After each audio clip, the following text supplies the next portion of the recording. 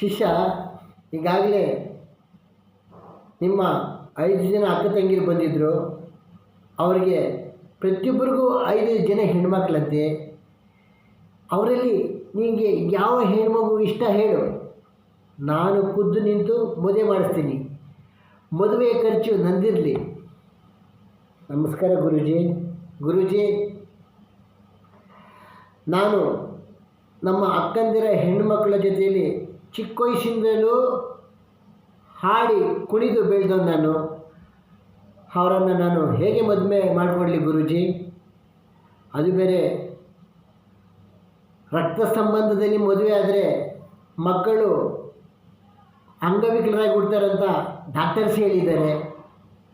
ಗುರೂಜಿ, ದಯವಿಟ್ಟು ನೀವು ದತ್ತಕ್ಕೆ ಸಾಕೊಂಡಿರೋ ಒಂದು ಹೆಣ್ಮಗು ಇದೆಯಂತೆ, ಅದನ್ನು ಕೊಟ್ಟು ನನಗೆ ಮದುವೆ ಮಾಡ್ತೀರಾ ಗುರೂಜಿ?